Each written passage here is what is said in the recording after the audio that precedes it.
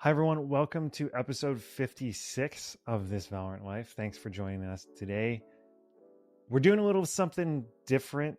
We're going to talk about Masters Toronto, the VCT tournament that is gathering people around the globe in my home country, not hometown of Canada. Have you been watching the games, Adam? I have been. It's been super exciting, yeah. Did you see the PRX game? The spinny? Oh, the diffuse? That was Okay. insane. So Yeah. for people who haven't watched it, please go watch. It is probably the funniest, highest leverage moment I have ever seen in Valorant. John QT is in a clutch situation. He's killed one guy, and then there's a smoke obscuring Forsaken, who's defusing the bomb, who at this point has to stick. And when he approaches Forsaken, and he has a sheriff, and he finally sees Forsaken, and he has probably like 300 milliseconds, maybe like half a second to kill Forsaken before he gets to defuse. And Forsaken is somehow, I guess he like turned up the sends on his. He plays high Did sense. he play high sends? Yeah, And very so high he is sense. spinning like a top while diffusing, and I think it's just does enough to mess with John QT's aim that he misses and he diffuses. Yeah, And it it was is insane. really funny, and that's how they lose the game. And that's like an all-time moment for me. Like seeing him spin was like so funny. Bro turned into a Beyblade real quick. He looked like a Beyblade. It was so Yeah. funny. But do you usually watch VCT games or the like the big tournaments? I try to watch the bigger events, yeah, but I would say this event's a bit more exciting than champs just because the meta's a bit different. Yeah. So I've been enjoying the matches a lot more. Whereas like before, it's like, oh, they took the bomb site, now they're playing post plant. Yeah. Like we see a lot more fights Yes. in this meta? which is a lot more exciting. Yeah. And who are you cheering for? PRX for sure. Okay. I mean, my top two teams I want to do well are PRX and Gen G, just because texture is hilarious. And I've always been like a Jing fan for Paper X. Okay. So seeing them do well with Patman has been pretty exciting. Jing in particular, since coming back from the military service, which I don't think he fully completed, has not looked on form or as terrifying as he was before. Mm-hmm. Do you think that's a meta thing in terms of just Raze being less meta, or do you think that was like a confidence thing? That's a tough one. I would say like probably a little bit of both, but when he came back initially, I don't think the meta suited the Raze pick. Like it was a lot of Jett. Right now, Jett's not as dominant. Like we don't see as many Jett picks, and we're seeing a lot more mixture of duelists. Like you see some Yoru, you see some Raze, you see some Neon. Yeah. So this meta definitely fits Jing's agent pool Mm-hmm. better. But also I think Paper X, like in terms of players, have became more flexible. Like something was also kind of like, you know, Jett only, and then if he wasn't, it was kind of rough. But now he plays Yoru, you know, he plays Sova as well. Sova, yeah.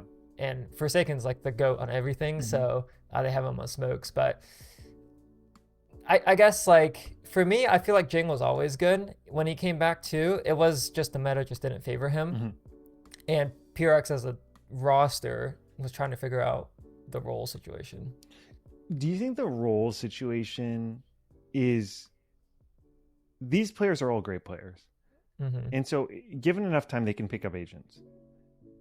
Do you think it's because it's hard for them, because they've struggled with, I think, roles for a long time?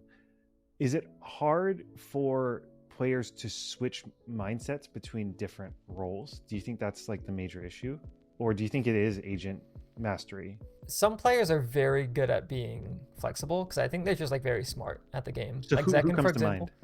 mind? Zechen, I think he could play literally every role, Okay. and I think he could like be like a really good player in each. But I would say when Leaf of too, because he switched from Leaf, Duelist yeah. to Sentinel. Yeah, and he plays some Viper too. I feel like with players that think about the game more, I guess could flex a bit easier. But when you see like pure one tricks, like let's just take Oxy for example. I would struggle to see Oxy be a very good flex player, at least in his current state. I do think he is a smart player, but I feel like he's a bit more of an intuitive player rather than maybe some of his peers. But I guess like the short answer is I think some players have the capabilities to be really good flex players and be world class in each role, and then others they're world class because they can only play one role. I could see that. So you're cheering for PRX and then you're cheering for Genji. Sentinel is definitely on the bucket too, but you know, it's a bit tougher. I really like Zechen, but I feel like in terms of current form, I feel like I just haven't seen enough from them yet, just because they've been playing. They haven't played like, I don't want to say like the better teams. They've been playing like a lot of the Chinese teams, which, you know, arguably Wolves is doing so well right now. But yeah, I would like to see them play some other teams. So I was like pretty sure just based on the name, because it sounded more so Seofat Baby or BB. Yeah. I was like, that guy's got to be from Hong Kong, and it turns out he is from Hong Kong. I see. He's the goat. Because like that sounds much more like Cantonese than Mandarin. I see. But yeah, it's been actually pretty cool to see them do really well. It's interesting because not dissimilar to Worlds for League of Legends, when sometimes there was like many years where like I think it was GAM, like something the Gigabyte Marines, which were a Vietnamese team, always would steal a few matches because teams didn't know how to play against them. And I think that there's a distinct play style from China that is really different than the rest of the world. I think that's true. I think that's also true with APAC too. Like traditionally APAC has just been a lot more aggressive and will like fight in your face compared to like NA and EU. Like if you look at PaperX or Genji, they fight a lot in comparison to like, I don't know, a Fnatic, for example. Which was much more like tactical and controlled. Right. And they burn out the clock a lot. Yes. Yeah. So how long did you play CS for before you moved into Valorant? Or did you play CS very much at all? I had a lot of time in CS. That was like my first game that I got really, really good at. But I had like over 3,000 hours in CS. So I think I might actually have more hours in CS than Valorant at this point. Oh, really? Okay. But I never played it in like a coordinated environment. It was just like, you know, ranked matches or pugs or whatever. But yeah. Do you think those skill sets, because we actually, when we look at Valorant now, there's less and less and less like former CS pros that are still playing. Like most of them faded. Like I can think of like Ethan, right? Did Crashies play CS? I want to say yes. I think Zeppa also played CS. Zeppa did play CS for sure. Leaf played CS. Maybe. Yeah. Tex. Like, but there's like, it used to be like 100%. And now there are, I would say at least 60 or 70% are like pure Valorant pros. Do you think that it kind of Valorant requires a bit of a different mindset or approach? Yeah. CS, from what I recall, was, I don't want to say like more individual, but like kind of more individual. You had like your own parts of the map that you wanted to be really good at. So like, let's just take Inferno, for example. You would have like an Inferno B-side player versus an Inferno B rotator. And then you have an apps player. You don't really have that in Valorant. You just have like your role. And like your positions on the round start tends to be a bit more fluid. Yeah. So that's one. You don't really become a master of one spot. You become like more of a master in your role / agent. But I think what's more distinct to me with CS versus Valorant is how like the micro skirmishes happen. Like fighting in Valorant in like those like 2v2, 3v3 scenarios that happen in the map seems to be way more important than in CS from what I recall. CS is like a lot of like, you know, you make them have bad positioning because you trade nades and then you force them into this side of the map and then you split the map in half. It's like the rotates are cut. But like that doesn't really happen in Valorant most of the time. It's like you just win your fight over here and then you might have like a lurk on the other side, but it's not in the middle of the map unless you're playing like split or something. But yeah, a lot of CS in the late round is like when the time gets low, you just turtle up on your bomb site and you just hope that you get like 1 or 2 kills each and you have a successful site hold on defense. Whereas I think in Valorant, that's not really the case. You can opt to play a bit more retake occasionally, but players, because of the roles, can just like stay on site and go for kills or whatever. There's like a lot more bias towards the fighting itself versus the macro play, I think. Yeah.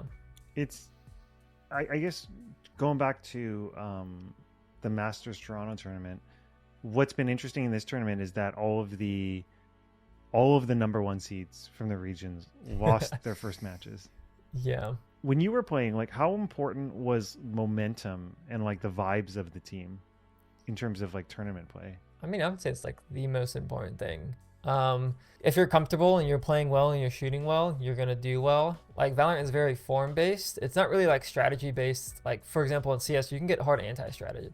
I think in Valorant you can get anti-stratted, but it's not to the same extent. Why is that? I think the util is a bit more, like you have less of it. You have like one dart to start the round or dart plus something else, but there's not like super hard counters to anything in this game, unless you like get hard anti-comped. So like, I guess like the argument of having footage, like other teams having footage on how you play, is less important unless they intentionally change their comp to counter what you're doing. But if you're playing like similar comps and like they approach the map in the same way, then your round openers I don't think are going to be that different. And it comes down to the mid round and actually how you play as a team, which tends to come from momentum and comfort and things like that. And where have you kind of, what's been most interesting to watch so far in the games that you've been spectating for VCT? Well, I think it's the score lines. It's kind of strange, but Gen.G in particular always seems to start with a strong lead, and then they get comebacked on like so often. So it happened as well with Paper X versus Team Liquid. It seems like people are struggling to maintain their leads this event, which I wonder if it's partly due to the meta or like maybe it really is just that momentum.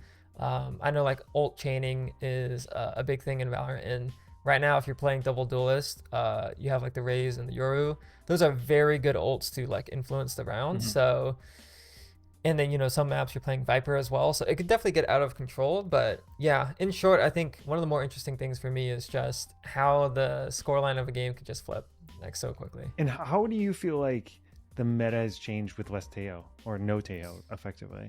Attack half is a lot more like mid-roundy. Yeah. I think sure you could kind of mid-round and pivot with like the Teo breach, but you're a lot more incentivized to just like util dump. Like slam a site. Yeah, so like you could breach, stun, Teo missile the start to get like the early map control, wait until your util comes back up, and then do it again, and you don't really have to work the other sides of the map as, I guess, intentionally to like pull rotates, because you could just clear the bomb site with your util. Whereas now we're seeing like, at least on like Lotus, like teams will make A pressure and then like C pressure, and then the Yoru will TP back to one of the sides, and like you're actually playing like the push and pull game a bit more. And there just seems to actually be like more timings where like lurks happen and people will walk up, but like a lot more contact duels as well.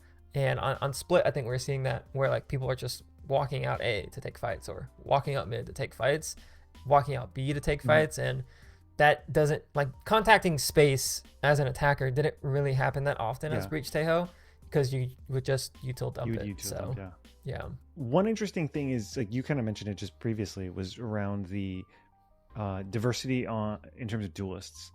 And when Teo is around, it was because you could combo a lot with Teo and Breach, and people were saying that that's what made Yoru strong. But it's interesting now that Teo has faded away and still people are continuing to play Yoru. Was it just like a lack of imagination, you think, or kind of bias against Yoru, that people thought that he maybe couldn't be competitive at such a high level? I think teams didn't figure out how to leverage the Yoru entry, because it's like kind of odd normally to entry as Yoru, because like he's not very self-sufficient. So the Breach Teo made it very obvious. You just spam that util and then there you go. But now like teams with the Yoru TP are TPing in safe position. So like on B site split, for example, they have like that straight lane from B main, and you just make it to that back corner. Yeah. A lot of Yorus are just TPing there because once you fade haunt it or whatever, it's clear. Now Yoru has a very safe spot to TP to. I see. So that's kind of what we're seeing right now. Some Yorus will even TP into like smokes that are on the opposite side. So like if you're attacking A site, the Yoru might decide to TP into the screen smoke and then come out through elbow. But I think that's one part of it. I think the second part of it too is Jett was just very strong before, and what's made her weaker? Like not much has changed with Jett over the last few patches, no? Yeah, like Jett hasn't changed too much. I don't know if it's initiator or util becoming like weaker, or like it's harder to set up Jett, or teams are just playing better against Jett. I'm not really sure, but we're seeing a lot more ops on Neon and Yoru. And they have util, like Neon has a stun, Yoru has 2 flashes, and if you can make the op work on those 2 agents, then why pick the Jett? Because all Jett's util is just like self stuff and not for your team. So yeah, I don't know. We're definitely seeing a lot less Jett though, and I can't really figure out exactly why, but I think because we're seeing less Jett, a lot more teams are seeing Yoru as a good pick. And it also could just be the ult economy too. Like Jett ult is just like, cool, you have knives, but Yoru ult and Raze ult are very round changing, or can be. Because the Yoru ult basically guarantees a free site entry, like most of the time. Most of the time. And sometimes can set up other ults too, right? Like a Yoru ult can set up like a pretty ridiculous Sova ult. Right. Yeah, and with Envy, like in the tier 2 scene, they'd use it for ISO ults. So like the Yoru ults, then ISO will ult, and then if the ISO loses the fight, the Yoru just gets the kill anyways. I see. So it's like checkmate on that point. Interesting. But I think we're seeing teams do the Yoru ult with the Raze rocket, because it's actually pretty difficult to, in my experience, like figure out where to Raze rocket. But if you have the Yoru ult, you know, you can path your rocket specifically in where you see the guy, and you know, you shoot the rocket, the Yoru exits the ult at the same time, there's no way that guy's getting 2. Or if the rocket kills 1, the Yoru ult exits, and the Yoru can kill the second. So yeah. When teams are selecting comps, how much of the comp is selected around the duelist and which duelist you're going to be using?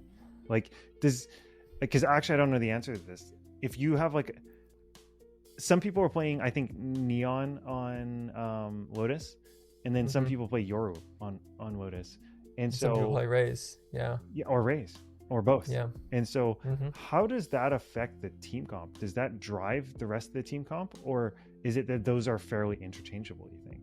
I think on Lotus specifically, they are pretty interchangeable. I think the only duelist that you kind of pick your comp around is Neon. I feel like if you play Neon without the breach, it's kind of hard. But right now, because we don't have Teo meta, which kind of made the breach pick less favorable, more teams are running like single initiator in the form of Fade, which why kind of Fade means... over Sova on that map?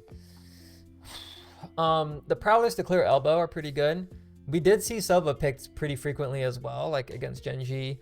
I think Sentinels might have been playing Sova, or I forget if it was Sentinels, but some team played Sova against Genji and they're having a hard time because they didn't have flashes. But normally you pick the Fade Prowler to counter Oppers because it'll chase them and it forces them to shoot it or unscope and run away. Whereas the drone, they can just eat the bullet and stand there looking menacingly while wall hacked.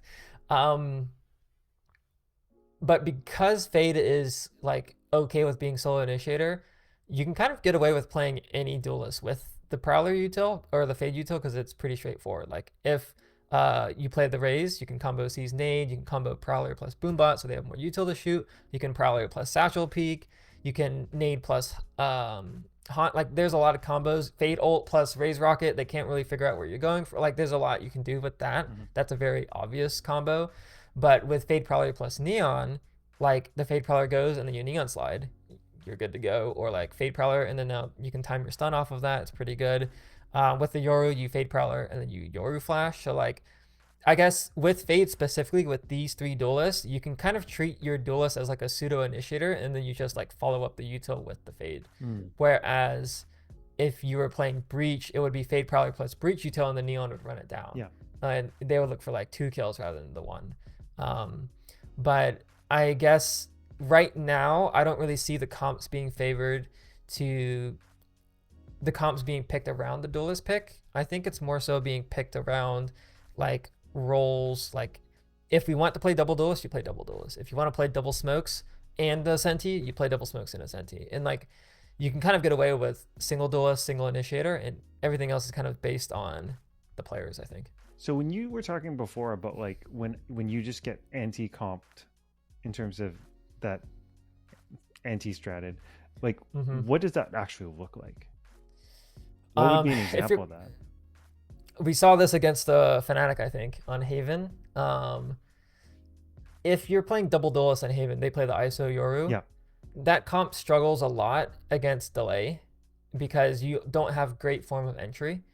So traditionally on a Haven, you play against like maybe double Initiator, maybe double Duelist. But what we saw Gen.G play is Omen, Viper, and I believe they played Cypher or Killjoy. I want to say Cypher. But that delay is incredible. Like you run into one site, there's Viper Molly, other site, Omen Blind, and then there's like somewhere Sentinel Util. So they're going to struggle to get through the chokes a lot. And that feels, number one, difficult because I don't think that Fnatic had a lot of experience playing against the Viper on Haven. But number two, double Duelist typically on any map struggles against heavy delay. Whereas if that was like a non-double controller comp, like no Viper, and it's going to be like another Initiator or something, they'd be forced to play retake typically against the Yoru plus ISO. But that's not happening again in the Gen.G comp. So walk me through that, because I would kind of think that double Duelist would do okay against heavy delay, because, you know, it just, in that case, it just hurts them that they have only one space-making Duelist, right? Like, I feel like if it was Yoru Jett, maybe that would be easier to deal with the delay, or is it still an issue because you dash in, then you're by yourself?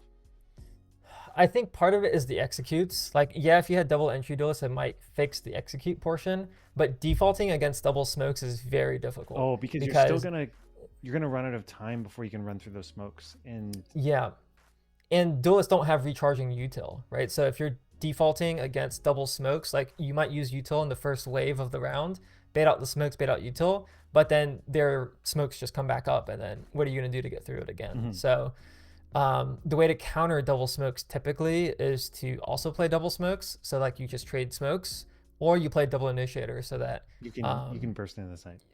Exactly, and you have like the rechargeable util for when the smokes, you know, whatever. But like double Duelist, you can't really default as well. You just walk around, you just hope you win, and that wasn't happening. So at least all the time. Stylistically, then, in terms of how teams played, is it sometimes a little bit of rock paper scissors? Yeah, I think so. I think teams that are very like fight oriented, like Paper X, will do really, really well against teams that are very structured. Like I think Paper X and Fnatic is a bad combo for Fnatic.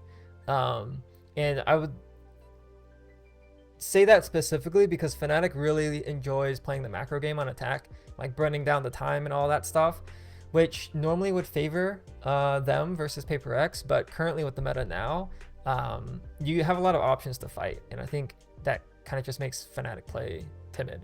Whereas like the counter to Paper X probably would just be someone that fights better than them, or yeah, honestly, I don't know. But there is like some type of dynamic of rock, paper, scissors for sure. I just don't exactly know what that would look like. What do you think has changed with how IGLs have to play in this meta? The mid rounds are way more important. So I understand most teams, mid rounding is like a collective responsibility. Right. And so do you think that means that teams that collectively have more capacity in that area? Because I would assume there are some players that are not great at mid rounding. I do think it is typically more collective, but I think it depends on how your IGL is playing. Like with Team Liquid specifically, it seems like Nats, from what I can tell, he doesn't go for aggro lurks in the mid rounds, or like in the early rounds, so he can mid round his team back. Kind of playing like more of a FNS style, like let me hold my map controller, you guys do whatever there. Whereas if you take like an IGL like John when he switched to Initiator, he's probably mid rounding a lot more based on like being in the action. So Yeah, and then you probably look at a team like Paper X, like someone is mid-rounding based off of their play. Like, oh, I have a timing wait for me, or like that's what I would assume is happening there. Who is the IGL for Paper X? Is it Forsaken? I think it's Patman, but honestly, Patman? I don't. Okay. I'm not 100% sure. Paper X, I think they're pretty fluid. Like, I'm sure all of them are pretty vocal. Hive mind. Yeah, I think so. All they do is, I think, I don't know, probably one of the most entertaining things of watching Paper X is just seeing Alex like slam his desk. Oh my god, yeah. That desk is just getting abused, and then I feel like Mind Freak is just sitting there being like, man, he used to say this about us while we were on stage. Like, I feel like he looks a little, he looks scared. He looks a little PTSD, like that he's like a little shocked all the time. Yeah.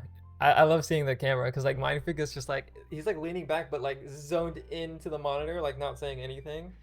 And then Alex is just like, they went around and he's still mad. Like, it's just hilarious. Yeah, I think it's funny because I think in the PRX G2 game, like they never showed Josh RT. They only showed Alex because he just reacts every single round, and it's pretty funny. Yeah. Do you have a team that you're hoping to win? G2. I'm cheering for G2. I think for the Hong Kong connection, I'll be cheering for the Wolves now because that's pretty cool. That's about it, I think, for me. Those are good picks. Yeah, good picks. I mean, G2 seems to be doing well with the transition. Like, to be fair, like even though they lost in the upper bracket, and people were flaming them for not having Taeho, like they still looked pretty good. And they also played against teams that were in form, right? I think they played. They lost to PRX. Paper X, yeah. I mean, they're in form. You know, you can't really beat a team in form. So, I think it'll be interesting to see how they do the rest of the tournament. Well, they're playing Genji right now, so we'll see how that goes. Because I mean, Genji just tore apart the Swiss stage. Yeah, they did. Yeah. Well, it's been good chatting with you around the VCT tournament. We'll be back with our regular programming next week. Thanks to everyone for joining in. I hope this was interesting and a different change of pace. And as always, we appreciate you.